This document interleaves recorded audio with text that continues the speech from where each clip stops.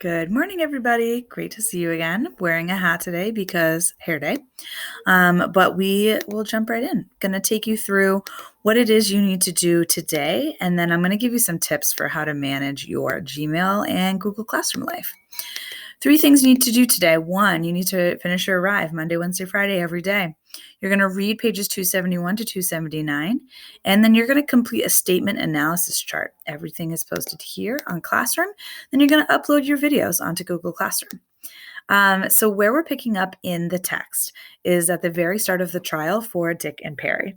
The court starts by trying to find jury members. It's crucial when you're looking for a jury that you have people who are going to be able to go into it without bias and can really hear the tales and then come to their own conclusions afterwards. So while that's happening, while they're trying to pick the jurors, Dick and Perry are asked to write statements or autobiographies. Each one of them does it in very different ways, and you'll learn a lot about them, not only from what they say, but their approach to that task. As you read, I want you to think about what's important to you as a reader. What are the most important aspects of their lives in relation to the murder? And does their past influence how you think about their actions at the Clutter Farm? Might be yes, might be no, might be somewhere in the middle. You're going to annotate, again, thinking about characters because you know that's what you're going to be doing when you go in to your chart. Read aloud is posted with my just gorgeous voice. So here's the statement analysis chart. Should take you around 20 minutes. You're going to have 2 quotes and 2 quick analysis. So Perry, at one point in his statement, at the very beginning, said, Mom and Dad began having quarrels. When he came home, a fight ensued, and my father, after a violent struggle, threw the sailor out and proceeded to beat my mother. I was frightfully scared. So my analysis here is that Perry had a really hard life. He witnessed violence from a really young age, which obviously affected how he saw the world. This is how he starts his statement, which kind of shows how he might feel or was kind of doomed from the start. So reading the statements, think about what are the most important details that you're learning about Dick and about Perry. You are going to upload those videos to Google Classroom. You can see here that Abraham has done a great job of this. Here is the document he has completed, and then I can see both files, the document and the video. So that's what you need to do. It is easiest done by your phone. Please stop emailing us the videos or texting them. You need to try to do it on Classroom because it's not hard. It works easy. Okay. So, tips and tools. We need to fix this problem. Many of you have thousands of emails in your inbox, and that's not how life works. So, we need to fix that. Couple of things you might want to consider. 1, some of you are probably very annoyed by the amount of emails that you get from Google Classroom. Personally, it drives me 100% nuts, and I can't have that in my life. So what you need to do then is just disable those. Here's a really quick video that's going to show you how to do that. When you go into Classroom, you're going to start here. In your Google Classroom, you can do it from your main menu, which is the lovely little pancake stack, the 3 lines in the top left-hand corner.